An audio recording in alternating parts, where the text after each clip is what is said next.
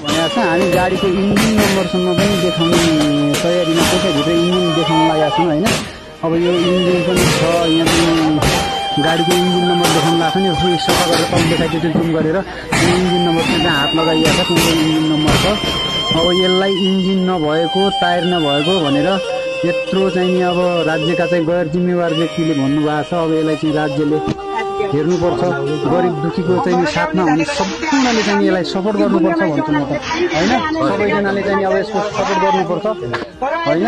यसरी चाहिँ व्यक्तिको सम्पत्तिमाथि यसरी राज्यले चाहिँ उयो गरिदिनु हुँदैन भन्ने चाहिँ सबैको चासो छ। यो सबैले चाहिँ तपाईँहरूले चाहिँ बुझेर यसको चाहिँ लाइक कमेन्ट सबैले चाहिँ गरेर यसको चाहिँ सत्यको पक्षमा चाहिँ सबैजना बोलिदिनु होला भन्ने भन्न चाहन्छौँ हामी।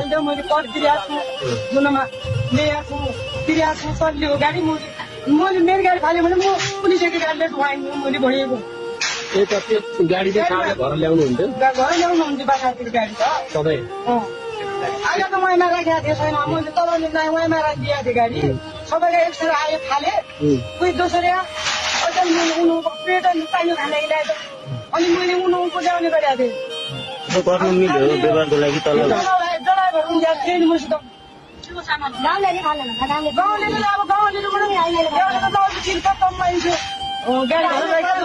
गाडी ल्याउने चाहिँ गाउँले भनिदियो कि त्यो टेम्पोले आइसकेका मान्छे गइसकेका मान्छेलाई खाल्ने बेलामा भन्नु भयो म घर लैजाने भने कति ढोके मैले घर लैजाने भाइ एकछिन खालिदियो भने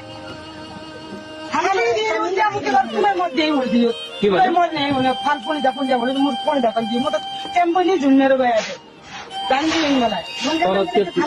त्यो वनको अनि त्यत्रो घर ल्याउने कुरालाई त साधनलाई त फाल्नु थिएन तपाईँले